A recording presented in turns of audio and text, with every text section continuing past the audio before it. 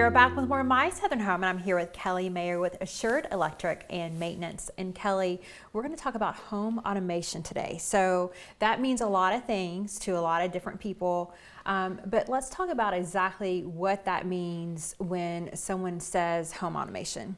Well, home automation is also to refer to as a smart home. You could have an elegant home that's functional, convenient.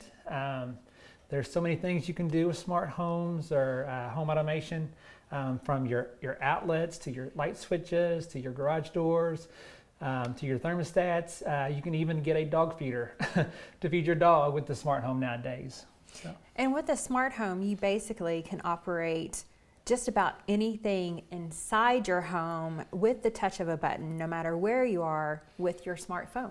Yeah, absolutely. You can do it with your smartphone. You can do it with your smart speakers. Anything and everything can just about control your home. So what's the process for deciding what you would like in your home automated? First of all, I would decide is how many automated things are you going to have in your home. If you're going to have just a couple, you can get automated devices that work off your Wi-Fi. But if you're going to have a lot of automation in your home, I think it's better to go with what's called a hub. And the hub talks Z-Wave to all the other devices. And what that does for you is it reduces the amount of devices on your Wi-Fi. And so the more devices on your Wi-Fi, you'll slow down your Wi-Fi if you're not careful. A lot of people use like the Hue bulbs and the smart bulbs. Those are great. But if your Wi-Fi is slowing down, causing lag on your TV when you're loading video or whatnot, that could be a problem for a lot of people. Or if you're working from home, you got all these devices on your Wi-Fi, they're all communicating, but through the Wi-Fi. But if you do a hub, you only got one device communicating through your Wi-Fi, and that reduces the traffic and makes everything flow a little smoother. Well, that's really interesting, Kelly, because I would have never thought about having all of those devices going through your Wi-Fi like that. And probably a lot of people have that problem in their home right now because they've automated things as they went along. Exactly. They just add up. I mean, you probably, without even thinking about it, have 10 devices on your Wi-Fi right now.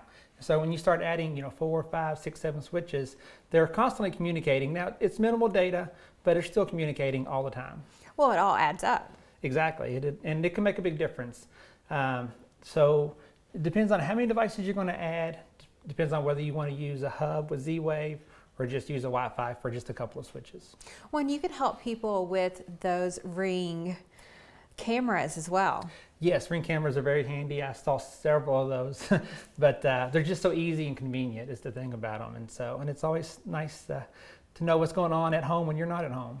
Well, and what's interesting is we were talking off camera, Kelly, that when you think about home automation, you think it's really expensive, but it's really not. Yeah, it really isn't. I got this here dimmer here, runs about 25 bucks, sometimes 30, depends on where you get it.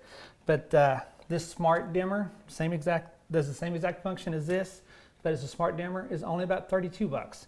So it's really not all that expensive. The labor is generally the same. So there really isn't a big difference in making your home a smart home. So really a best case scenario for a homeowner is to think about what things in their home they would like to have automated. Maybe a good rule of thumb is to think about what you leave on the most, right? Sure, exactly.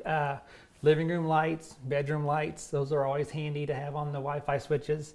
You can be laying in bed, relaxed, and turn off the lights and you don't have to get up. Well, and if you have teenagers, they leave the garage door open. Absolutely. Or they leave doors unlocked. Yes, exactly. That's another thing is I forgot about was the smart door locks and things, and they're very safe. Don't worry about them not being. They are safe. You can really almost program anything to work with your smartphone or make your home a smart home. And Kelly, there's a lot of do-it-yourselfers out there that think, oh, I can do this myself, but you really shouldn't try to do something like this yourself.